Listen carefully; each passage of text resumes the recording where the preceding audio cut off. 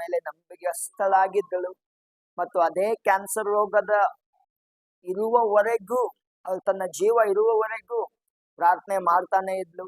ಸಭೆಗೋಸ್ಕರ ಪ್ರಾರ್ಥನೆ ಮಾಡಿದ್ಲು, ಬೆಳಗಾಂ ಪಟ್ಟಣಕ್ಕೋಸ್ಕರ ಪ್ರಾರ್ಥನೆ ಮಾಡಿದ್ಲು, ತಮ್ಮ ರಾಜ್ಯಕ್ಕಾಗಿ ಪ್ರಾರ್ಥನೆ ಮಾಡಿದ್ಲು, ತಮ್ಮ ದೇಶಕ್ಕಾಗಿ ಪ್ರಾರ್ಥನೆ ಮಾಡಿದ್ಲು. ಕೊನೆ ಉಸಿರು ಅವಳು ಕ್ಯಾನ್ಸರ್ ರೋಗದಲ್ಲಿಯೇ ಮರಣ ಹೊಂದಿದ್ದಳು. ಆದ್ರೆ ಅವಳು ಕ್ರಿಸ್ತಿಯ ಜೀವಿತವನ್ನ ಜೀವಿಸಿ ಜಯ ಹೊಂದಿದವಳಾಗಿದ್ದಾಳೆ. ಈಗ ಅವಳು ಮರಣವನ್ನ ಜಯಿಸಿ ಕ್ರಿಸ್ತನ ಪಾದದ ಬಳಿಯಲ್ಲಿ ಕುಳಿತುಕೊಂಡಿದ್ದಾಳೆ. ಸೊ ಇದನ್ನ ನಾವು ಕೂಡ ಯಾವುದೋ ಒಂದು ಸಂಗತಿಗಾಗಿ ಯೇಸುವನ್ನ ಹುಡುಕುವರಲ್ಲ. ನಮ್ಮ ಯೇಸು ನಮಗೆ ಹೇಳಿದ್ದಾನೆ, ನೀವು ಕಷ್ಟ ಪಡ್ತಾ ಇದ್ದೀರಾ, ಹೊರೆ ಹೊತ್ತಿದ್ದೀರಾ, ನೀವೆಲ್ಲ ನನ್ನ ಬಳಿಗೆ ಬನ್ರಿ, ನಾನು ನಿಮಗೆ ವಿಶ್ರಾಂತಿಯನ್ನ ಕೊಡ್ತೇನೆ ಎಂಬುದಾಗಿ. ಮತ್ತು ಅದೇ ಸಮಯದಲ್ಲಿ ಅನೌನ್ಸ್ಮೆಂಟ್ ಅನ್ನ ಕೇಳ್ಕೊಳ್ಳೋಣ. ಅದೇನಂತಂದ್ರೆ, ಈ ವಾರ ಏನಾದ್ರೂ ಸಾಕ್ಷಿ ಇದ್ರೆ ನಾವು ಅದನ್ನ ಮುಂದಿನ ವಾರಕ್ಕೆ ಹಾಕೊಳ್ಳೋಣ. ಒಂದು ವೇಳೆ ದೇವರ ವಾಕ್ಯ ಬೇಗ ಮುಗಿಯುವುದಾದ್ರೆ ನೀವು ಆಮೇಲೆ ನೀವು ನಿಮ್ಮ ಸಾಕ್ಷಿಯನ್ನು ಕೂಡ ಕೊಡಬಹುದು. ಮತ್ತು ಅದ್ರ ಜೊತೆಗೆ ನಮಗೆ ಈ ವಾರ ಬುಧವಾರ ದಿವಸ ಭೀಮ್ ನಿರ್ಮಲಾ ಅವರಿಗೆ ದೇವರು ಅವನ ಹೆಂಡತಿ ಗರ್ಭ ಧರಿಸುವ ಹಾಗೆ ಮಾಡಿದ್ದಾನೆ. ಆ ಒಂದು ಉಪಕಾರಕ್ಕಾಗಿ ಅವರು ಇಲ್ಲಿ ಬುಧವಾರ ದಿವಸ ಎಲ್ಲಾ ಜನರಿಗೆ, ಇಲ್ಲಿರುವಂತ ನಮ್ಮೆಲ್ಲರಿಗೆ ಆಹ್ವಾನ ಕೊಟ್ಟು ಅವರು ಒಂದು ಕಾರ್ಯಕ್ರಮವನ್ನು ಇಟ್ಕೊಂಡಿದ್ದಾರೆ. ಅದಕ್ಕೆ ನಾವು ಕೃತಜ್ಞತೆ ಪ್ರಾರ್ಥನೆ ಎಂಬುದಾಗಿದೆ. ಸೊ ದೇವರು ಅವರಿಗೆ ಕೊಟ್ಟಿರೋ ಗರ್ಭ ಫಲವನ್ನ ಕೊಟ್ಟಿದ್ದಕ್ಕಾಗಿ ಆ ದೇವರಿಗೆ ಕೃತಜ್ಞತೆ ಸಲ್ಲಿಸುವಂತ ಒಂದು ಸಮಯ.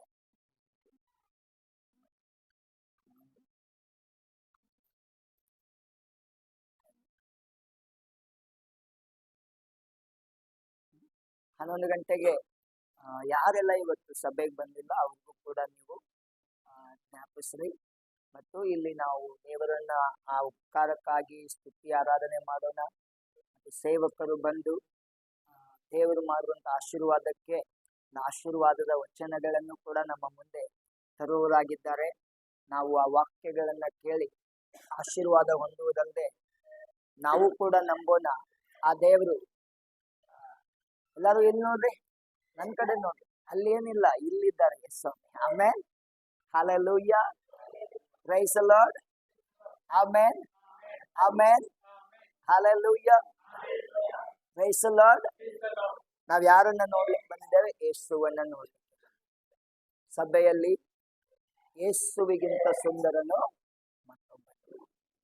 ಈ ದಿನ ಆ ಒಂದು ಕಾರ್ಯಕ್ರಮ 1 ಗಂಟೆಗೆ ಮುಗಿದು ನಂತರ ಊಟದ ವ್ಯವಸ್ಥೆ ಅವರು ಮಾಡಿದ್ದಾರೆ.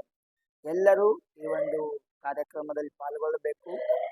ಎಲ್ಲರೂ ಆ ದಿನದ ಸಾಕ್ಷಿಯನ್ನ ಕೇಳಬೇಕು. ಎಲ್ಲರೂ ಅವ್ರ ಜೀವಿತದಲ್ಲಿ ಮಾಡುವಂತ ಅದ್ಭುತಗಳನ್ನ ದೇವರು ನಮ್ಮ ಕುಟುಂಬದಲ್ಲಿಯೂ ಮಾಡುವನಾಗಿದ್ದಾನಂತ ಹೇಳಿ ನಾವು ಆಮೇನ್, ಆಮೇನ್. ಸೊ ಒಂದೇ ದಿನದಲ್ಲಿ ಯಾರು ಕೂಡ ವೈದ್ಯರಾಗುವುದಿಲ್ಲ. ಇಲ್ಲಿರುವಂತ ನಾನೆಲ್ಲರಿಗೂ ಹೇಳ್ತೇನೆ, ನೀವು ಒಂದೇ ದಿನ ಸಭೆಗೆ ಬರ್ತೀರಾ, ಪಾಸ್ಟರ್ ಕೈ ಇಡಬೇಕು, ರೋಗ ಗುಣ ಆಗಬೇಕು, ದೆವ್ವ ಓಡಿ ಹೋಗ್ಬೇಕು, ಆ ರೀತಿಯಾಗಿ ಅಪೇಕ್ಷಿಸುವುದು ತಪ್ಪಂತ ಹೇಳ್ತಾ ಇಲ್ಲ. ಆದ್ರೆ ಆ ಅಪೇಕ್ಷೆಯೇ ನಿಮ್ಮ ನಂಬಿಕೆ ಆಗಬಾರ್ದು. ಆಮೇಲೆ ಆದ್ರೆ ನನ್ನ ದೇವರು ಬಿಡುಗಡೆ ಕೊಡ್ತಾನೆ. ನಾನು ನನ್ನ ಯೇಸುವನ್ನ ಇನ್ನೂ ತಿಳಿದುಕೊಳ್ತೇನೆ. ನನ್ನ ಯೇಸುವನ್ನ ನಾನು ಇನ್ನೂ ಸ್ತುತಿಸ್ತೇನೆ. ನನ್ನ ಯೇಸು ಪರಲೋಕದಲ್ಲಿದ್ದಾನೆ. ನಾನು ಅವನನ್ನು ಕೂಗಿದ್ರೆ ಅವನ ನನ್ನ ಹತ್ತಿರ ಬರ್ತಾನೆ. ನಾನು ಅವನನ್ನ ಬೇಗನೆ ನೋಡ್ಲಿಕ್ಕಿದ್ದೇನೆ ಎಂಬುದಾಗಿ ನೀವೆಲ್ಲ ಹೇಳುವುದಾಗಿದೆ. Amen, hallelujah. ಅದ್ರ ಜೊತೆಗೆ ಶುಕ್ರವಾರ ದಿವಸ ವಿಜ್ಞಾಪನೆ ಪ್ರಾರ್ಥನೆ ನಮ್ಮ ಮನೆಯಲ್ಲಿ ನಾವು ಬಲವಾಗಿ ಮಾಡ್ತಾ ಇದ್ದೇವೆ. ನಾವು ಈ ವಾರ ನಿಜವಾಗ್ಲೂ ಎಲ್ಲರೂ ಸೇರಿ ಒಂದು ಪ್ರಾರ್ಥನೆ ಮಾಡಿದ್ವಿ. ನಾನು, ನನ್ನ ಪತ್ನಿ ಪ್ರಾಂಜಲ್ ಮತ್ತು ಜೈ ರೋಗನ್, ನಾವು ಯಾವಾಗ್ಲೂ ಕರೆಕ್ಟ್ ಟೈಮಲ್ಲಿ ಇರ್ತೇವೆ. ನಾವು ದೇವರನ್ನ ಜೋರಾಗಿ ಕೂಗಿ ಪ್ರಾರ್ಥನೆ ಮಾಡಿದ್ವಿ. ದೇವರೇ, ಈ ವಾರ ನಮಗೆ ಯಾವುದೇ ಆರಾಧನೆಯಲ್ಲಿ ಡಿಸ್ಟರ್ಬೆನ್ಸ್ ಬೇಡಪ್ಪ ಸ್ವಾಮಿ. ಯಾಕಂದ್ರೆ ನಾವು ನಿನ್ನನ್ನು ಆರಾಧನೆ ಮಾಡುವುದಕ್ಕಾಗಿ ಕೂಡಿ ಬಂದಿದ್ವಿ. ನಾವು ಬೇರೆ ಯಾವುದೇ ರೀತಿಯಾದಂತ ನಾಟಕಗಳನ್ನ ನೋಡ್ಲಿಕ್ಕೆ ನಾವು ಬಂದವರು. Hallelujah, praise the lord, hallelujah. ನೀವು ಕೂಡ ಆರಾಧನೆ ಸಮಯ ಅನ್ನೋದು ಬಂದಾಗ ನಿಮ್ಮ ಒಂದು ಕೆಲಸ ಏನಂತಂದ್ರೆ, ನಿಮ್ಮ ಒಂದು ಕಾರ್ಯ, ನೀವು ದೇವರನ್ನ ಈ ಹಾಡುಗಳಿಂದ ಸ್ತುತಿ ಮಾಡುವುದು ಮತ್ತು ಬಾಯಿಂದ ದೇವರ ವಾಕ್ಯಗಳನ್ನ ಮಾತನಾಡುವುದು, ನಂಬಿಕೆಯನ್ನ ನುಡಿಯುವುದು, ನಿಮ್ಮ ಆಶೀರ್ವಾದದ ಘೋಷಣೆಯನ್ನ ನೀವು ಮಾಡುವುದು, ನಿಮಗೆ ಏನು ಮಾಡ್ಲಿಕ್ಕೆ ಆಗ್ತಾ ಇರ್ಲಿಲ್ವೋ ಅದನ್ನ ಮಾಡುವುದಕ್ಕೆ ಸಭೆಯಲ್ಲಿ ಪ್ರಯತ್ನಿಸುವುದು. ನಿಮ್ಗೆ ಎಲ್ಲೋ ನೋಯ್ತಾ ಇದೆಯೋ ಅದೇ ಸಮಯದಲ್ಲಿ ಆರಾಧನೆಯಲ್ಲಿ ದೇವ್ರಿಗೆ ದೇವರೇ ಇಲ್ಲಿ ನನ್ನನ್ನು ಮುಟ್ಟಪ್ಪ ಅಂತ ಹೇಳಿ ಆ ದೇವ್ರು ನಿಮ್ಮನ್ನ ಅಲ್ಲಿ ಮುಟ್ಟುತ್ತಾನೆ. ಗಡ್ಡೆ ಇದ್ರೆ ಕರಗ್ತದೆ, ಕ್ಯಾನ್ಸರ್ ಇದ್ರೆ ಗುಣವಾಗ್ತದೆ. Hallelujah, praise the Lord. ಕಳೆದ ಸಲ ನಾವು ಒಂದು ಪಟ್ಟಣಕ್ಕೆ ಆ ಸೇವಕರು ನಾವು ಹೋದಾಗ ಸೇವಕರು ಒಬ್ಬರಿಗೆ ಹೇಳಿದ್ರು, ಪಾಸ್ಟ್ರೇ ಪ್ರಾರ್ಥನೆ ಮಾಡ್ರಿ, ಕ್ಯಾನ್ಸರ್ ಆಗಿದೆ ಎಂಬುದಾಗಿ. ಸೇವಕರು ಹೇಳ್ತಾರೆ, ಇಲ್ಲ ದೆವ್ವ ಇದೆ ಅವರಲ್ಲಿ ಎಂಬುದಾಗಿ. ಯಾರು ನಂಬಲಿಕ್ಕೆ ಆಗ್ತಾ ಇರಲಿಲ್ಲ. 15-20 ವರ್ಷದಿಂದ ಬರುವಂತವ್ರು ಸಭೆಗೆ.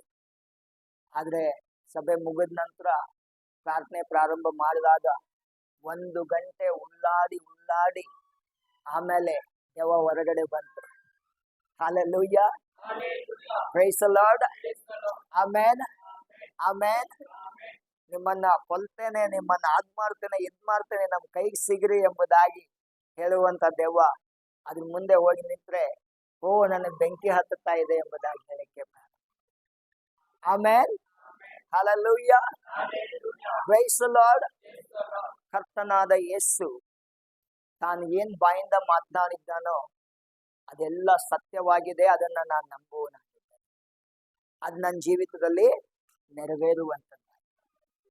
ಸೊ ಇದನ್ನ ಸಭೆ ಇನ್ನೊಂದು ಅನೌನ್ಸ್ಮೆಂಟ್ ಅನ್ನ ಕೇಳ್ರಿ. ಏನಂತಂದ್ರೆ, ಸಭೆ ಅಂತಂದ್ರೆ ಇಲ್ಲಿ ಸೇವಕರು ನಿಮ್ಮನ್ನ ಪ್ರಾರ್ಥನೆಯಲ್ಲಿ ನಡೆಸುವ ಜವಾಬ್ದಾರಿ ಹೊಂದಿದ್ದಾರೆ.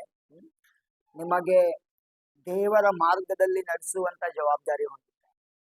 ಆದ್ರೆ ಕೆಲವು ಸಲ ನಿಮ್ಮ ಪರ್ಸನಲಿ ವೈಯಕ್ತಿಕವಾಗಿ ನಿಮಗಿರುವಂತ ಯವನಸ್ಥ ಹುಡುಗರಾಗಲಿ, ನಿಮಗಿರುವಂತ ಯವನಸ್ಥ ಹುಡುಗಿಯರಾಗಲಿ, ಅವ್ರನ್ನೆಲ್ಲ ರಕ್ಷಣೆ ಎಲ್ಲಿದೆ? ಒಳಗಡೆನೆ ಇದೆ. ಬಾಗ್ಲಲ್ಲೇ ಆತ ನಿಂತ್ಕೊಂಡಿದ್ದಾನೆ. ಯಾರು ವೈರಿ ನಿಮ್ಮನ್ನ ಕೆಡಿಸುವುದಕ್ಕಾಗಿ, ಕ್ರಿಸ್ತ ನಂಬಿಕೆಯಿಂದ ನಿಮ್ಮನ್ನ ಹೊರ ತೆಗೆಯುವುದಕ್ಕಾಗಿ ಅವನು ಬಾಗಿಲಿನಲ್ಲೇ ನಿಂತ್ಕೊಂಡಿದ್ದಾನೆ. ಆದ್ರೆ ನಾವೇನ್ ಮಾಡ್ಬೇಕು? ಅವನಿಗೆ ಯಾವಾಗ್ಲೂ ತೆರೆದಿದೆ ಬಾಗಿಲು, ಬಾ ಅತಿಥಿ ಎಂಬುದಾಗಿ ಹೇಳಬಾರ್ದು. Hallelujah, praise the lord. Amen. ನನ್ನ ಯೇಸುವಿನ ಹೆಸರಿನಲ್ಲಿ ಗದರಿಸ್ತೇನೆ. ಆಮೆನ್. ಯೇಸ್ವಾಮಿ ಹೇಳ್ದ, ಸೈತಾನ ನನ್ನ ಮುಂದೆ ನಿಲ್ಬೇಡ. ನಿನ್ನ ಯೋಚನೆ ಮನುಷ್ಯರ ಯೋಚನೆ, ನೀನು ಇಲ್ಲಿಂದ ಹೊರಟೋಗಿ ಎಂಬುದಾಗಿ. ಕೆಲವು ಸಲ ನೀವು ಕೊಡುವಂತ ಕಾಣಿಕೆ ಸಮಯದಲ್ಲಿಯೂ ಕೂಡ ಸೈತಾನ್ ನಿಮಗೆ ಮಾತನಾಡ. ಕೆಲವು ಸಲ ನೀವು ದೇವರಿಗೆ ನಿಮ್ಮ ಸಮಯವನ್ನ 1 ಗಂಟೆ 2 ಗಂಟೆ ಕೊಡುವಾಗಲೂ ಸೈತಾನನ ನಿಮ್ಮನ್ನ ದುಷ್ಪ್ರೇರಣೆ ಮಾಡ. ಕೆಲವು ಸಲ ನೀವು ಎಲ್ಲವನ್ನ ತ್ಯಾಗ ಮಾಡುವಾಗಲೂ ಸೈತಾನನು ನಿಮ್ಮನ್ನ ದುಷ್ಪ್ರೇರಣೆ ಮಾಡಬಹುದು. ಅದೆಲ್ಲ ಸಮಯದಲ್ಲಿ ನೀವು ಅವನಿಗೆ ಬಾಗಿಲನ್ನ ತೆರೀಬಾರದು. Amen, hallelujah. ನಾವು ಬಾಗಿಲನ್ನ ಯಾರಿಗೆ ತೆರಿಬೇಕಂತಂದ್ರೆ, ನಮ್ಮನ್ನ ಉಂಟು ಮಾಡುವಂತ ಯೇಸು ಕ್ರಿಸ್ತನಿಗೆ. ಅವನಿಗೆ, ಯೇಸುವೆ ನೀನೇ ನನ್ನ ಈ ಮನೆಯ ಯಜಮಾನ ಎಂಬುದಾಗಿ ಹೇಳ್ಬೇಕು. ಎಷ್ಟು ಜನ ಒಪ್ಕೊಳ್ತೀರಾ? Amen, hallelujah, praise the lord. ಮತ್ತು ಪ್ರತಿದಿನ ನೀವು ವೈಯಕ್ತಿಕವಾಗಿ ನೀನ್ ಯಾರೇ ಆಗಲಿ, ನೀನ್ ಐಶ್ವರ್ಯವಂತನಾಗಿರು, ನೀನ್ ಬಡವನಾಗಿರು, ನೀನ್ ದೊಡ್ಡ ಪೋಸ್ಟ್ ನಲ್ಲಿರು ಅಥವಾ ಚಿಕ್ಕ ಪೋಸ್ಟ್ ನಲ್ಲಿರು, ನೀನ್ ದಿನನಿತ್ಯ ಪ್ರಾರ್ಥನೆ ಮಾಡ್ಲೇಬೇಕು. Hallelujah, praise the lord. ನಿನ್ನ ದಿನನಿತ್ಯ ನಿನ್ನ ಯೇಸು ಕ್ರಿಸ್ತನಿಗೆ ನಿನ್ನ ಸಮರ್ಪಣೆಯನ್ನ ನೀನು ಮಾಡಲೇಬೇಕು. ದಿನನಿತ್ಯ ನೀನು ಸ್ವಲ್ಪ ಸಮಯ ಪ್ರತ್ಯೇಕ ಮಾಡಿಕೊಳ್ಳಲೇಬೇಕು. ದೇವರ ಜೊತೆಗೆ ನಿನ್ನ ಸಮಯವನ್ನು ಕಳೆಯಲೇಬೇಕು. ಪ್ರತಿ ದಿವಸ ನಿನ್ನನ್ನು ನೀನು ಕರ್ತನಿಗೆ ಒಪ್ಪಿಸುವುದು ಹೆಚ್ಚಾಗುತ್ತಾ ಬರಬೇಕು. ಮತ್ತು ನಿಮಗೆ ತಿಳಿಯದೇ ಇದ್ದಾಗ, ಇಲ್ಲಿ ಇಷ್ಟು ದೇವ ಜನರಿದ್ದಾರೆ ಸಭೆಯಲ್ಲಿ, ಪ್ರಪಂಚದಲ್ಲಿ ಎಲ್ಲೋ ನಾವು ಒಂದು ಕಡೆ ಹೋದ್ರೆ, ಒಂದು ಪಾರ್ಟಿಯಲ್ಲಿ ಹೋದ್ರೆ, ಒಂದು ಮದುವೆಗೆ ಹೋದ್ರೆ, ಅಲ್ಲಿ ಇಬ್ಬರನ್ನ ಸ್ನೇಹಿತರನ್ನಾಗಿ ನಾವು ಮಾಡ್ಕೊಳ್ಳೋದ್ಲೆ ವಾಪಸ್ ಬರುವುದಿಲ್ಲ. ಗೊತ್ತಲ್ಲ, ದೇವ ಜನರನ್ನ ಸ್ನೇಹಿತರನ್ನಾಗಿ ಮಾಡ್ಕೊಳ್ಳಿ, ಅವರ ಜೊತೆ ಸಮಯ ಕಳಿ, ಪ್ರಾರ್ಥನೆ, ದೇವರ ವಾಕ್ಯದಲ್ಲಿ. ಸೊ ಈ ರೀತಿಯಾಗಿ ನೀವು ದೇವರಲ್ಲಿ ಬೆಳಿತೀರಾ. ನಿಮ್ಮ ಮನೆಯ ಸುತ್ತಲೂ ಒಂದು ವರಾಂಡ ಹಾಕಲ್ಪಡುತ್ತದೆ, ಒಂದು ಗೇಟ್ ಹಾಕಲ್ಪಡುತ್ತದೆ. ಒಂದು ನಾಯಿ ಕೂಡ ಒಳಗಡೆ ಬರದ ಹಾಗೆ ಭದ್ರವಾಗಿ ನಿಮ್ಮ ಮನೆ ಇರುವಂತದ್ದಾಗಿರ್ತದೆ. ಆಗ ನೀವು ಆಶೀರ್ವಾದ ಹೊಂದುವರಾಗಿ. ಅದನ್ನೇ ದೇವರು ಸೇವಕರು ಹೇಳ್ತಾರೆ, ಪ್ರಿಯನೇ, ನೀನು ಆತ್ಮನ ವಿಷಯದಲ್ಲಿ ಅಭಿವೃದ್ಧಿ ಹೊಂದಿದಂತೆ ಇನ್ನಿತರ ಎಲ್ಲಾ ಕಾರ್ಯಗಳಲ್ಲಿ ನೀನು ಆಶೀರ್ವಾದ. ಮೊದಲು ನಾವೆಲ್ಲಿ ಆಶೀರ್ವಾದ ಹೊಂದಬೇಕಂತೆ? ಆತ್ಮದಲ್ಲಿ. ಈ ಆತ್ಮದ ಊಟ ಇದೆ ರೀ. ಯಾವ್ದಿದು? ಆತ್ಮದ ಊಟ ಇದು. ನೀವು ಇದನ್ನು ಬಿಟ್ಟು ನಾನು ಬೆನಿಗಿನ ಪಾಸ್ಟರ್ ಕಡೆ ಹೋಗ್ತೇನೆ, ಅಲ್ಲಿ ಬಿಡುಗಡೆ ಕೂಟ ಇದೆ ಅಲ್ಲಿ ಹೋಗ್ತೇನೆ ಅಂತಂದ್ರೆ ಆಗುವುದಿಲ್ಲ.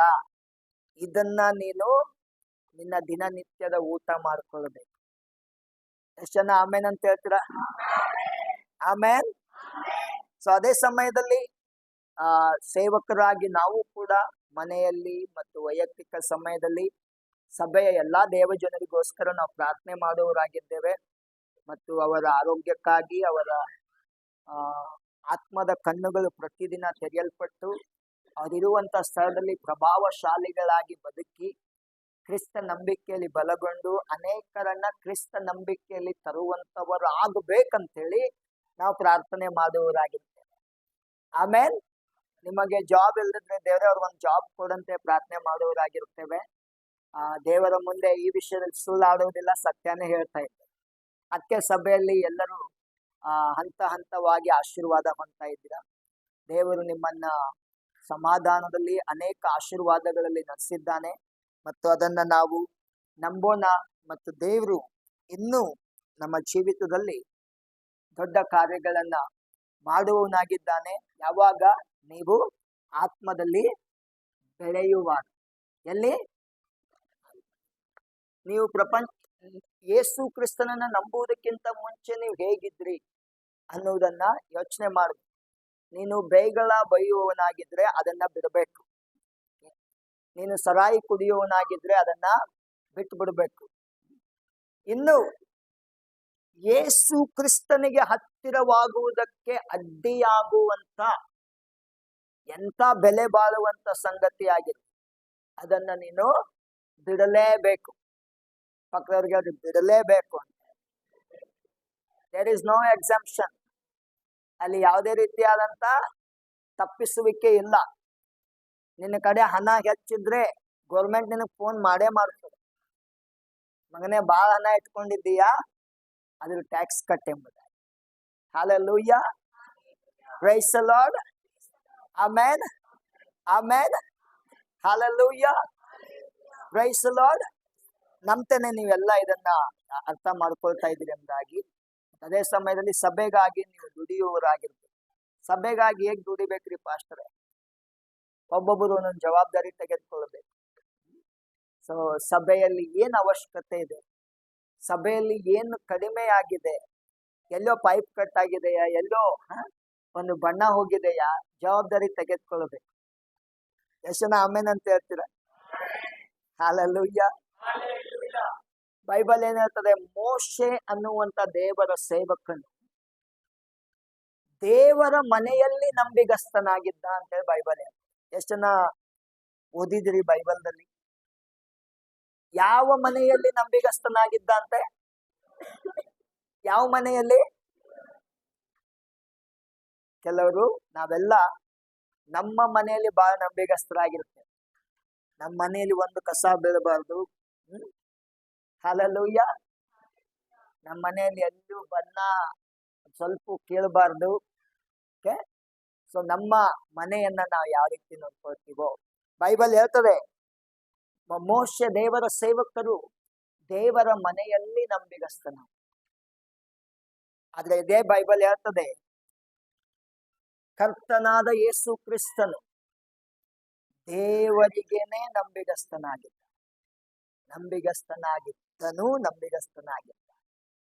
ಪರಲೋಕದಲ್ಲೆಲ್ಲ ಆತನು ನಂಬಿಗಸ್ತನಾದ ದೇವ. Hallelujah, praise the lord. ಮತ್ತು ಸಭೆ ಅಂತಂದ್ರೆ ಯಾವಾಗ ಬೇಕಾದ್ರೂ ಬರ್ಬೋದು, ಯಾವಾಗ ಬೇಕಾದ್ರೂ ಬಿಡ್ಬೋದು ಅನ್ನುವಂಥದ್ದಲ್ಲ. ನಿನ್ ಸಭೆಯಲ್ಲಿ ನೀನು 1 ವರ್ಷದಿಂದ ಬರ್ತಾ ಇದ್ರೆ ನಿನ್ ಸಭೆಯ ಸದಸ್ಯನಾಗಿದ್ದೀಯಾ. ನಿನ್ ಸಭೆಗೆ ಇಡೀ ವಾರ ನೀನು ಕಾರ್ಯಗಳನ್ನ ಮಾಡಿ ಭಾನುವಾರದ ದಿನ ಸಭೆಯಲ್ಲಿ ಇರಲಿಕ್ಕೆ ನೀನ್ 100ಕ್ಕೆ 100ರಷ್ಟು ಪ್ರಯತ್ನ ಮಾಡು.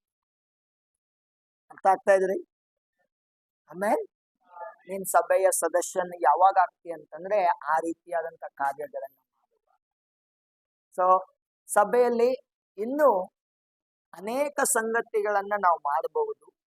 ಅದು ಯಾವಾಗ ಅಂತಂದ್ರೆ ನಿಮ್ಮನ್ನ ನೀವು, ಹೌದು ನಾನು ಈ ಸಭೆಯ ಸದಸ್ಯನು, ನಾನು ನನ್ನಿಂದ ಏನಾದ್ರೂ ಸಭೆಗೆ ಆಗ್ತಾ ಇದೆಯಾ, ನನ್ನಿಂದ ಏನಾದ್ರೂ ದೇವರ ಆಲಯದಲ್ಲಿ ಲಾಭ ಆಗ್ತಾ ಇದೆಯಾ, ಅದನ್ನ ಯೋಚನೆ ಮಾಡುವುದಾಗಿದೆ. ಯಾಕಂದ್ರೆ ಇದೇ ಸಭೆಯಿಂದಲೇ ದೇವರು ನಿಮ್ಮನ್ನ ಆಶೀರ್ವಾದ ಮಾಡಿರ್ತಾನೆ. ಎಷ್ಟು ಜನ ಆಮೇನ್ ಅಂತ ಹೇಳ್ತೀರಿ? ಆಮೇನ್, ಹಲ್ಲೆಲೂಯ. ಏ ಸ್ವಾಮಿ, ಈ ಭೂಮಿಯಲ್ಲಿ ಬರುವಾಗ ಈ ಭೂಮಿ ಎಲ್ಲ ಶಾಪದಿಂದ ತುಂಬಿತ್ತು, ಗೊತ್ತಾ? ಆಗ ಯಾವ ದಿನ ಯೇಸ್ವಾಮಿ ಭೂಮಿ ಮೇಲೆ ಕಾಲಿಡ್ತಾನೋ, ಎಲ್ಲೆಲ್ಲಿ ಕಾಲಿಟ್ನೋ, ಯಾರೆಲ್ಲ ಅವನನ್ನ ಸ್ವೀಕಾರ ಮಾಡಿದ್ರೋ ಅವ್ರ ಮನೆಯಲ್ಲಿ ಶಾಪಕ್ಕೆ ಬದಲಾಗಿ ಆಶೀರ್ವಾದ ಬರ್ಲಿಕ್ಕೆ ಪ್ರಾರಂಭ ಆಯಿತು. ಅದಕ್ಕೆ ಈ ದಿನ ಅನೇಕರು ಎಂದೂ ಕಾಣದೇ ಇರುವಂತ ನೆಮ್ಮದಿ, ತೃಪ್ತಿಯನ್ನ ಅವ್ರು ಕಾಣ್ತಾ ಇದ್ದಾರೆ. ಇಡೀ ಭೂಮಿಗೆ ಮತ್ತೆ ಈ ಶಾಪದಿಂದ ಆಶೀರ್ವಾದ ಯಾವಾಗ ಬಂತು? ಯೇಸು ಕ್ರಿಸ್ತನು ಭೂಮಿಯಲ್ಲಿ ಜನಿಸಿದನಲ್ಲ, ಅದೇ ದಿನ ಬಂತು. ಮತ್ತು ಶಿಲುಬೆಯಲ್ಲಿ ಪ್ರಾಣ ಕೊಡುವುದರ ಮೂಲಕ ಎಲ್ಲಾ ಪಾಪಕ್ಕೆ ಶಿಕ್ಷೆ ಆಗಲೇ ಆಗಿ ಹೋಯಿತು.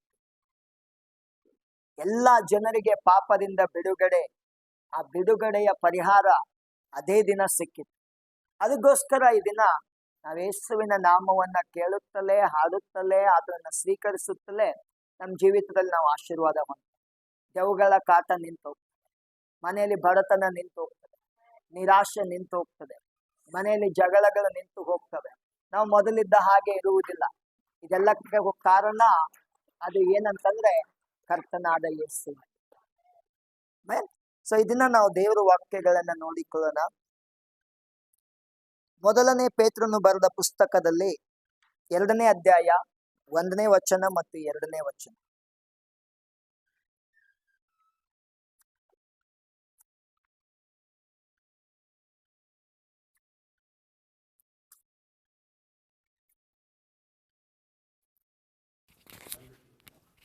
ಎರಡನೇ ಅಧ್ಯಾಯ 1-2. ಆದ ಕಾರಣ ಎಲ್ಲ ಕೆಟ್ಟತನವನ್ನು, ಎಲ್ಲ ವಂಚನೆಯನ್ನು, ಕಪಟವನ್ನು, ಹೊಟ್ಟೆ ಕಿಚ್ಚನ್ನು, ಎಲ್ಲ ಥರದ ನಿಂದೆಯನ್ನು ವಿಸರ್ಜಿಸಿ ಹಸು ಮಕ್ಕಳಂತೆ ಪಾರಮಾರ್ಥಿಕವಾದ ಶುದ್ಧ ಹಾಲನ್ನು ಬಯಸಿರಿ. ಅದರಿಂದ ಬೆಳೆಯುತ್ತಾ ರಕ್ಷಣೆಯನ್ನು ಹೊಂದುವಿರಿ. ಕರ್ತನು ದಯಾಳುವೆಂದು ನೀವು ಅನುಭವದಿಂದ ತಿಳಿದುಕೊಂಡಿದ್ದೀರಲ್ಲವೋ. ನೀವು ಇದನ್ನ ವಾಕ್ಯದಲ್ಲಿ ಪೇತ್ರ ಸೇವಕರು ನಮಗೆ ಏನ್ ಹೇಳ್ತಾ ಇದ್ದಾರೆ ಅಂತಂದ್ರೆ, ಆದ ಕಾರಣ ಎಲ್ಲಾ ಕೆಟ್ಟತನವನ್ನು, ಎಲ್ಲಾ ವಂಚನೆಯನ್ನು, ಕಪಟವನ್ನು, ಹೊಟ್ಟೆ ಕಿಚ್ಚನ್ನು, ಎಲ್ಲಾ ತರದ ನಿಂದೆಯನ್ನೂ ವಿಸರ್ಜಿಸಿ ಹಸು ಮಕ್ಕಳಂತೆ, ಇಂಗ್ಲಿಷ್ನಲ್ಲಿ ನ್ಯೂ ಬಾರ್ನ್ ಬೇಬೀಸ್ ಎಂಬುದಾಗಿ, ಮರಾಠಿಯಲ್ಲಿಯೂ ಕೂಡ ಹೊಸದಾಗಿ ಹುಟ್ಟಿರುವಂತ ಮಕ್ಕಳ ಹಾಗೆ ಪಾರಮಾರ್ಥಿಕವಾದ ಶುದ್ಧ ಹಾಲನ್ನು ಬಯಸಿರಿ. ಅದರಿಂದ ಬೆಳೆಯಿರಿ, ಅದರಿಂದಲೇ ರಕ್ಷಣೆ ಹೊಂದುವಿರಿ ಎಂಬುದಾಗಿ ಯೇಸು ಸ್ವಾಮಿ ಹೇಳ್ತಾರೆ. ಎಲ್ಲರೂ ಇಲ್ಲಿ ನೋಡ್ರಿ, ಆಮೇನ್. ಇಲ್ಲಿ ಪೇತ್ರ ಸೇವಕರು ಏನ್ ಹೇಳ್ತಾ ಇದ್ದಾರೆ? ಈ ಪ್ರಪಂಚದಲ್ಲಿ ಅನೇಕ ರೀತಿಯ ಆಹಾರ ಇದೆ, ಆದ್ರೆ ನೀನು ಮತ್ತು ನಾನು ಈಗ ಸಭೆಗೆ ಬರ್ತಾ ಇದ್ರೆ, 1 ವರ್ಷದಿಂದ ನಾವು ಏನ್ ಹೆಚ್ಚಾಗಿ ಅಪೇಕ್ಷಿಸಬೇಕು? ನಮ್ಮ ಜೀವಿತದಲ್ಲಿ ಒಂದು ಮಗು ಹುಟ್ಟಿದಾಗ ಅದು ಯಾವ ರೀತಿ ಹಾಲನ್ನೇ ಮಾತ್ರ, ಬೇರೆ ಯಾವುದನ್ನು ಅದು ತೆಗೆದುಕೊಳ್ಳುವುದಿಲ್ವೋ, ಅದೇ ರೀತಿಯಾಗಿ ನಾವು ದೇವರ ವಾಕ್ಯ, ದೇವರನ್ನ ಆರಾಧನೆ, ಸ್ತುತಿ, ದೇವರ ಜೊತೆ ಸಂಬಂಧ, ಇದರಲ್ಲಿಯೇ ನಾವು ನಿರತರಾಗಿದ್ದೀವಿ. ಹೆಚ್ಚಾಗಿ ಬೈಬಲ್ ಹೇಳ್ತದೆ, ದೇವರ ವಾಕ್ಯವೆಂಬ ಆಹಾರವನ್ನ ಸೇವಿಸ್ರಿ ಎಂಬುದಾಗಿ ಹೇಳಿ. ಆಮೇನ್, ಹಲ್ಲೆಲೂಯಾ, ಪ್ರೈಸ್ ದಿ ಲಾರ್ಡ್. ನೋಡ್ರಿ, ನಿಮ್ಮ ಮಕ್ಕಳನ್ನ ನೀವು ಒಂದ್ ವೇಳೆ 1ನೇ ತರಗತಿಗೆ ಹಾಕಿದ್ರೆ ಯಾವ ಟೀಚರ್ ಕೂಡ ಅವರಿಗೆ 5ನೇ ತರಗತಿಯ ವಿದ್ಯಾಭ್ಯಾಸವನ್ನ ಕಲಿಸುವುದಿಲ್ಲ. ನಿಮ್ಮ ಮಕ್ಕಳನ್ನ ನೀವು ಬೇಬಿ ಸಿಟ್ಟಿಂಗ್ಗೆ ಹಾಕಿದ್ರೆ ಅವ್ರ ಕೈಯಲ್ಲಿ ಅದೇ ಸಮಯದಲ್ಲಿ ಪುಸ್ತಕ ಕೊಡುವುದನ್ನ ನೀವು ನೋಡುವುದಿಲ್ಲ. ಅವರಿಗೆ ಬೆಳೆಯುತ್ತಾ ಇರುವ ಹಾಗೆ ಹಂತ ಹಂತವಾಗಿ ಅವರಿಗೆ ಬೇಕಾದದನ್ನ ಕೊಡುವುದನ್ನ ನಾವು. ಆಮೇಲೆ ಅರ್ಥ ಆಗ್ತಾ ಇದ್ರಿ? ಇಲ್ಲಿರುವಂತ ಪೇತ್ರ ಸೇವಕರು ಏನ್ ಹೇಳ್ತಾ ಇದ್ದಾರೆ? ನೀವು ದೇವರಲ್ಲಿ ಬೆಳಿಬೇಕಪ್ಪ ಅಂದ್ರೆ, ನೀವು ಹಸುವಾಗಿ ಇದ್ರೆ, ನಾನು ಈಗ ಹುಟ್ಟಿರುವಂತ ಮಗು ನನಗ್ ಬೇಕಾಗಿದ್ದೇನು? ಹಾಲು. ಆ ಹಾಲು ಯಾವುದು? ಈಗ ದೇವರ ವಾಕ್ಯ, ದೇವರು ಕಲಿಸಿಕೊಡುವಂತ ವಿಚಾರಗಳು. ಎಲ್ಲಕ್ಕಿಂತ ಹೆಚ್ಚಾಗಿ ಬಯಸ್ತಾನೆ ಮತ್ತಾಯನು ಬರೆದ ಸುವಾರ್ತೆ 5ನೇ ಅಧ್ಯಾಯ, 6ನೇ ಅಧ್ಯಾಯ, 7ನೇ ಅಧ್ಯಾಯ ನೀವು ಬಹಳ ಓದ್ರಿ ಎಂಬುದಾಗಿ ಆಶಿಸ್ತೇನೆ. ಯಾವ್ಯಾವುದು? ಮತ್ತಾಯನು ಬರೆದ ಸುವಾರ್ತೆ 5, 6, 7 ಬಹಳ ಚೆನ್ನಾಗಿ ನಮ್ಮನ್ನ ಅದು ಒಂದು ಹೊಸ ವ್ಯಕ್ತಿಯನ್ನಾಗಿ ಮಾಡುವಂತ ಪ್ರಸಂಗ. ನಮೇಸ್ವಾಮಿ ಗುಡ್ಡದಲ್ಲಿ ಕೂತ್ಕೊಂಡು ಅಲ್ಲಿ ಬಂದಿರುವಂತ ಸುಮಾರು 1000 ಜನರಿಗೆ ಪ್ರಸಂಗ ಮಾಡಿದ್ದಾರೆ. ಆತ್ಮದಲ್ಲಿ ಬಡವರಾಗಿರುವರು ಧನ್ಯನು ಎಂಬುದಾಗಿ. ಈ ವಾಕ್ಯದಲ್ಲಿ ಮೊದಲೇನ್ ಹೇಳ್ತಾರೆ? ನೀವು ಏನೇನ್ ಬಿಡ್ಬೇಕಂತೆ? ಕೆಟ್ಟತನವನ್ನು ಬಿಡಬೇಕಂತೆ, ವಂಚನೆಯನ್ನ ಬಿಡಬೇಕಂತೆ, ಕಪಟವನ್ನು ಬಿಡಬೇಕಂತೆ, ಹೊಟ್ಟೆ ಕಿಚ್ಚನ್ನು ಬಿಡಬೇಕಂತೆ, ಎಲ್ಲಾ ತರದ ನಿಂದೆಯನ್ನು. ಅಂದ್ರೆ ನಿನಗೆ ಯಾರಾದ್ರೂ ನಿಂದಿಸ್ತಾರಲ್ಲ, ಅಯ್ಯೋ ನನಗ ಅವ್ರು ಹಂಗಂದ್ರು ಹಿಂಗಂದ್ರು ಅಂತೇಳಿ ಚಿಂತೆ ಮಾಡ್ಕೊಂಡು ಕೂತ್ಕೊಳ್ಳಿಕ್ ಹೋಗ್ಬೇಡ. ನೀನು ಅದ್ರ ಪಾಲಿಗೆ ಸತ್ತವನಾಗಿದ್ದೀಯಾ, ಅದನ್ನ ಬಿಟ್ಟು ಬಿಟ್ಟು ಏನನ್ನ ಅಪೇಕ್ಷಿಸ್ಬೇಕಂತೆ? ಶುದ್ಧ ಹಾಲು, ಶುದ್ಧ ದೇವರ ವಾಕ್ಯವನ್ನ ನಾವು ಅಪೇಕ್ಷಿಸ್ತೇವೆ. ಯಾಕಂದ್ರೆ ಪ್ರಪಂಚ ಬಹಳ ಕಲಬೇರಿಕೆಯಿಂದ ತುಂಬಿರುವಂತದ್ದಾಗಿದೆ. ಹೊರಗಡೆ ಅನೇಕ ಮಿಶ್ರಣವನ್ನ ನಾವು ನೋಡ್ತೇವೆ. ಎಲ್ಲಾ ಜನರಿಗೆ ಇಡ್ಲಿ ತಿನ್ ಸಾಕಾಯ್ತು, ಪುರಿ ಬಾಜಿ ತಿನ್ ಸಾಕಾಯ್ತು. ಅದಕ್ಕೆ ಏನ್ ಮಾಡ್ಬಿಟ್ರು? ಇನ್ನೊಂದು ಆಹಾರ ತೆಗೆದ್ರು, ಮಿಸಲ್ ಬಾಜಿ ಎಂಬುದ. ಅದನ್ನೆಲ್ಲಾ ಸೇರಿಸಿ ಅದ್ರಾಗ ಹಾಕಿ, ಏನ್ ಸ್ಪೆಷಲ್ ಇದೆ ರೀ ಅಂತಂದ್ರೆ, ಮಿಸಲ್ ಬಾಜಿ ಇದೆ ಅಂತಂದ್ರೆ ನೀವು ಅದನ್ನೇ ಕೊಡ್ರಪ್ಪ ಎಂಬುದಾಗಿ ಹೇಳ್ತಾರೆ. ಹಲ್ಲೆಲೂಯಾ. ಅದಕ್ಕೆ ಈ ಪ್ರಪಂಚ ನಿಮ್ಮನ್ನ ಸಂತೋಷ ಪಡಿಸ್ಲಿಕ್ಕೆ ದಿನಾ ಒಂದೊಂದನ್ನ ತೆಗೆದುಕೊಂಡು ಬಂದು ಅದನ್ನೆಲ್ಲ ಮಿಕ್ಸ್ ಮಾಡಿಬಿಟ್ಟಿದೆ. ನೀವು ಅದರಲ್ಲಿ ಮಿಕ್ಸ್ ಆಗ್ಲಿಕ್ಕೆ ಹೋಗ್ಬೇಡ. ಈ ದೇವರ ವಾಕ್ಯ ಹೇಳಿದ ಹಾಗೆ ಒಂದೇ ಒಂದು ಶುದ್ಧ ಹಾಲಿಗಿಂತಲೂ ಶುದ್ಧವಾದದ್ದು ಈ ದೇವರ ವಾಕ್ಯವಾಗಿದೆ. ಇದೇ ಹಾಲಿನ ವಿಷಯದಲ್ಲಿ ಬೈಬಲ್ ಏನ್ ಹೇಳ್ತದೆ ಗೊತ್ತಾ? ಜ್ಞಾನೋಕ್ತಿಗಳ ಪುಸ್ತಕ ತೆಗಿಲಿಕ್ಕೆ ಹೋಗ್ಬೇಡ್ರಿ. 30ನೇ ಅಧ್ಯಾಯ 33ನೇ ವಚನದಲ್ಲಿ ಹಾಲು ಕಡಿದರೆ ಬೆಣ್ಣೆ ಅಂತೆ. ಏನಂತೆ? ಹಾಲು ಕಡಿದ್ರೆ ಏನ್ ಬರ್ತದಂತೆ? ಬೆಣ್ಣೆ ಬರ್ತದೆ. ಹಲ್ಲೆಲೂಯಾ. ಅದಕ್ಕೆ ಈ ವಾಕ್ಯಗಳನ್ನ ಓದುತ್ತಾನೆ ಹೋಗ್ರಿ. ಆದ್ರೆ ಮುಂದೆ ಏನ್ ಹೇಳ್ತದೆ ಅದನ್ನ ಅನುಸರಿಸ್ಲಿಕ್ಕೆ ಹೋಗ್ಬೇಡ್ರಿ. ಮೂಗು ಹಿಂಡಿದರೆ ರಕ್ತ ಅಂತೆ. ಏನಂತೆ? ಕಲಕುವುದ್ರಿಂದ ಜಗಳ. ಯಾರಾದ್ರೂ ಕೋಪಿಸ್ತಾ ಇದ್ರೆ ಆ ಸಮಯದಲ್ಲಿ ಅವನ ಪಾಡಿಗೆ ಬಿಟ್ಟು ನೀವು ಏನನ್ನ ಬಯಸ್ರಿ? ಹಾಲು ಕಡಿದ್ರೆ ಬೆಣ್ಣೆ ಆದ್ರೂ ಸಿಗ್ತದೆ. ಕೋಪಿಷ್ಟನನ್ನ ಕಲ್ಕುವುದ್ರಿಂದ ಏನ್ ಸಿಗ್ತದೆ? ಜಗಳ ಸಿಗ್ತದೆ. ಬೇಡಪ್ಪ ಅಂತೇಳಿ ಅಲ್ಲಿಂದ ದೂರ ಬಂದ್ಬಿಡ್ರಿ. ಆಮೇಲೆ ಅರ್ಥ ಆಗ್ತಾ ಇದ್ರಿ? ಅರ್ಥ ಆಗೋದು ಹಲ್ಲೆಲೂಯಾ, ಪ್ರೈಸ್ ದಿ ಲಾರ್ಡ್. ಇಲ್ಲಿ ಅನೇಕ ತರದ ಆಹಾರವನ್ನು ನಾವು ನೋಡ್ತೇವೆ. ಜ್ಞಾನೋಕ್ತಿಗಳ ಪುಸ್ತಕದಲ್ಲಿ 4ನೇ ಅಧ್ಯಾಯ 17ನೇ ವಚನ ಯಾರಾದ್ರೂ ಓದ್ರಿ? ಜ್ಞಾನೋಕ್ತಿಗಳ ಪುಸ್ತಕ 4ನೇ ಅಧ್ಯಾಯ 17ನೇ ವಚನ. ಹಾ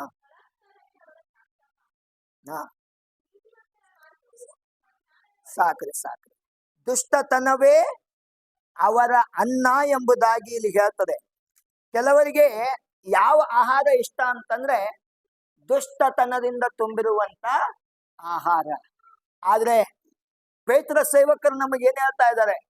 ಪಾರಮಾರ್ಥಿಕವಾದ ಶುದ್ಧ ಹಾಲು, ಈ ದೇವರ ವಾಕ್ಯವನ್ನ ನೀವು ಓದ್ರಿ, ಅದನ್ನ ಊಟ ಮಾಡ್ರಿ ಎಂಬುದಾಗಿ ಹೇಳ್ತದೆ. ಇದು ದುಷ್ಟತನದ ಆಹಾರ ಆಯಿತು. ಪ್ರಪಂಚದಲ್ಲಿ ಮೋಸತನದ ಆಹಾರ ಕೂಡ ಇದೆ ಅಂತೆ. ಜ್ಞಾನೋಕ್ತಿಗಳ ಪುಸ್ತಕ ಅದ್ರ 20ನೇ ಅಧ್ಯಾಯದಲ್ಲಿ 17ನೇ ವಚನ ಹೋದ್ರೆ ಬಹಳ ಚೆನ್ನಾಗಿ ಹೇಳ್ತದೆ.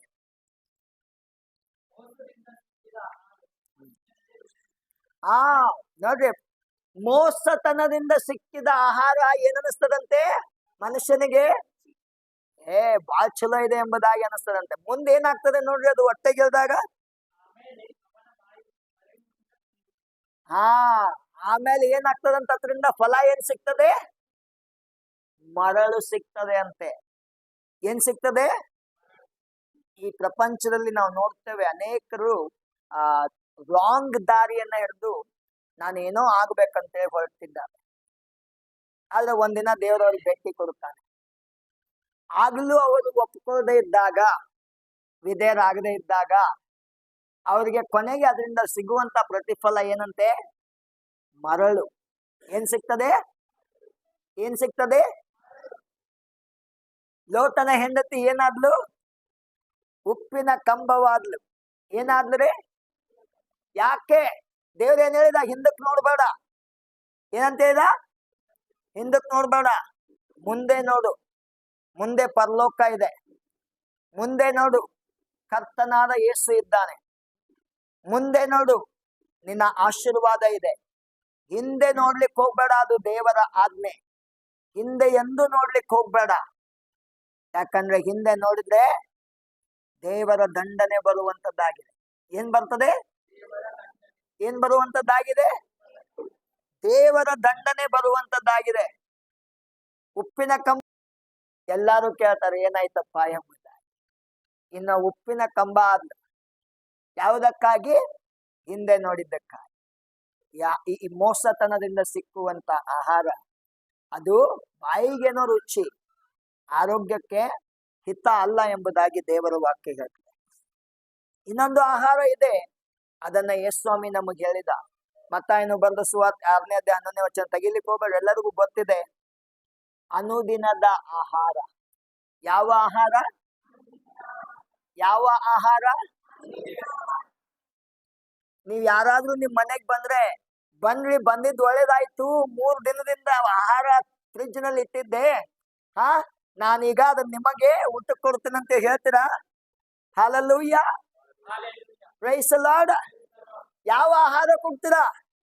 ಫ್ರೆಶ್ ಆಹಾರವನ್ನ ಕೊಡ್ತೀರಾ. ಆ ದಿನದ ಆಹಾರವನ್ನ ಅವರಿಗೆ ಕೊಡ್ತೀರಾ, ಸಿದ್ಧ ಮಾಡಿ ಕೊಡ್ತೀರಾ. ಯೇಸುಸ್ವಾಮಿಯನ್ನು ಅದನ್ನೇ ಹೇಳ್ತಾ ಇದ್ದಾನೆ. ನೀವು ಎಂತ ಆಹಾರ ಬೇಡ್ರಿ, ಪ್ರತಿದಿನ ಫ್ರೆಶ್ ಆಗಿ ಇರುವಂತ ಆಹಾರವನ್ನ ದೇವರಲ್ಲಿ ಬೇಡಿಕೊಳ್ಳಿ. ದೇವರೇ, ನಿನ್ನೆ ಓದಿದೆ ದೇವ್ರ ವಾಕ್ಯ, ಆದ್ರೆ ಅಷ್ಟಕ್ಕೆ ಸಾಕಾಗುವುದಿಲ್ಲ. ನಾನು ಈ ದಿನವೂ ನಿನ್ನ ಪಾದದ ಬಳಿಯಲ್ಲಿ ಬರ್ತೀನಪ್ಪ. ದೇವರೇ, ನಾನು ನಿನ್ನೆ ಏನೋ ಒಂದು ಮೀಟಿಂಗ್ ಮಾಡಿದೆ, ದೇವರೇ ನಿನ್ನೇನೋ ಒಂದು 2 ಗಂಟೆ ಟೈಮ್ ತೆಗೆದೆ, ಅದ್ರ ಅರ್ಥ 1 ತಿಂಗಳು ನಾನು ಸುರಕ್ಷಿತವಾಗಿರ್ತೇನಂತಲ್ಲ. ನನಗೆ ನೀನ್ ಹೇಳಿದ್ದೀಯಾ, ಅನುದಿನದ ಆಹಾರವನ್ನ ನಿನ್ ದೇವರಲ್ಲಿ ಬೇಡಿಕೊ ಎಂಬುದಾಗಿ. ಎಷ್ಟು ಜನರಿಗೆ ಫ್ರೆಶ್ ಊಟ ಇಷ್ಟ ಆಗ್ತದೆ? ಆಮೇಲೆ ಅದು ಫ್ರೆಶ್ ಯಾವಾಗ ಆಗ್ತದೆ ಅಂತಂದ್ರೆ, ನೀರಿನಲ್ಲಿ ಆಕ್ಸಿಜನ್ ಇದ್ದಾಗಲೇ ಆಗ್ತದೆ. ಹಂಗಾಗ್ತದ?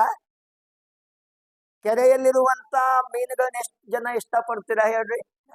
ಆದ್ರೆ ಸಮುದ್ರದಲ್ಲಿರುವಂತದನ್ನ ಎಷ್ಟು ಜನ ಇಷ್ಟಪಡ್ತೀರಾ? ಯಾಕೆ? ಫ್ರೆಶ್ ಆಗಿರ್ತದೆ. ನದಿಯಲ್ಲಿರುವುದನ್ನ ಯಾಕೆ ಇಷ್ಟಪಡ್ತೀರಾ? ಫ್ರೆಶ್ ಆಗಿರುತ್ತದೆ. ಅದೇ ರೀತಿ ಯೇಸುಸ್ವಾಮಿ ಹೇಳ್ತಾ ಇದ್ದಾನೆ, ಅನುದಿನದ ಆಹಾರವನ್ನ ದೇವರಲ್ಲಿ ಕೇಳ್ಕೊಳ್ರಿ. ಸ್ಟಾಕ್ ಮಾಡಿ ಇಟ್ಕೊಂಡ್ರೆ ಅದು ನಮ್ಮನ್ನ ಏನ್ ಮಾಡ್ತದೆ ಅಂತಂದ್ರೆ ತಪ್ಪು ದಾರಿಗೆ ಎಳಿತದೆ. ಅದರಲ್ಲಿ ಸತ್ವ ಇರುವುದಿಲ್ಲ, ಅದರಲ್ಲಿ ಸೆಲ್ಸ್ಗಳು ಅಷ್ಟು ಪವರ್ಫುಲ್ ಆಗಿರುವುದಿಲ್ಲ. ಅದು ನಿನ್ನ ಆರೋಗ್ಯಕ್ಕೆ ಅಷ್ಟು ಹಿತವನ್ನ ತರುವಂತದ್ದಲ್ಲ. ನಾಲಿಗೆಗೇನೋ ರುಚಿ, ಆದ್ರೆ ಆರೋಗ್ಯಕ್ಕೆ ಹಿತವನ್ನ ತರುವಂತದ್ದಲ್ಲ. ನನಗೆ ಒಂದು ಕುಟುಂಬ ಗೊತ್ತು. ಆ ಕುಟುಂಬದಲ್ಲಿ ಅವ್ರ ಮಗ ಚಿಕ್ಕವನಾಗಿದ್ದಾಗ ಸಭೆಗೆ ಬರುವರು ಎಷ್ಟೋ ವರ್ಷದಿಂದ. ಆದ್ರೆ ನಮಗ್ ಗೊತ್ತಿಲ್ಲ ಅವ್ರ ದಿನನಿತ್ಯ ಅವನಿಗೆ ಏನು ಊಟ ಕೊಡ್ತಾ ಇದ್ದಾರೆ. ಒಬ್ಬನೇ ಹುಡುಗ, ಗಂಡು ಮಗ ಹುಟ್ಟಿದಾನಂತೇಳಿ ಅವನಿಗೆ ಏನ್ ಬೇಕಾದದ್ದೆಲ್ಲ ಕೊಡ್ಸಿದ್ರು. ಅವನಿಗೆ ಒಂದು ದಿನ ಕುರ್ಕುರೆ ಭಾಳ ಇಷ್ಟ ಆಯ್ತು. ದಿನ ತಿಂತ ಬಂದ, ಕ್ಯಾನ್ಸರ್ ಆಗಿ ಸತ್ತು ಹೋದ. ಇವತ್ತು ಅವನು ನಮ್ಮ ಮಧ್ಯದಲ್ಲಿಲ್ಲ. ಹಲ್ಲೆಲೂಯ. ಅವಾಗ ಅವ್ರ ಮನೆಯಲ್ಲಿರುವಂತ ಸಂಬಂಧಿಕರು ಅನ್ಬಹುದು, ಯೇಸು ಸ್ವಾಮಿ ನಂಬಿದ್ರಲ್ರಿ ನೀವು. ಹಲ್ಲೆಲೂಯ. ನಿಮ್ ಜೀವಿತದಾಗ ಇದು ಹೆಂಗಾಯ್ತು? ಹಲ್ಲೆಲೂಯ. Praise the lord. ಅವರ ಒಂದು ಏನಪ್ಪಾ ಅಂತಂದ್ರೆ ಬೇಜವಾಬ್ದಾರಿಯಿಂದ ಮಗು ಅನಾರೋಗ್ಯಕ್ಕೆ ಒಳಗಾಯಿತು. ಇಲ್ಲಿರುವಂತ ನಾವೆಲ್ಲರೂ ಸೂಪರ್ ಮ್ಯಾನ್ಗಳಲ್ಲ. ಇಲ್ಲಿರುವಂತ ನಾವೆಲ್ಲ ದೇವರ ಮಕ್ಕಳು. ಆ ದೇವರ ಮಕ್ಕಳು ನಾವು ಹೇಗಾಗ್ತೇವೆ ಅಂತಂದ್ರೆ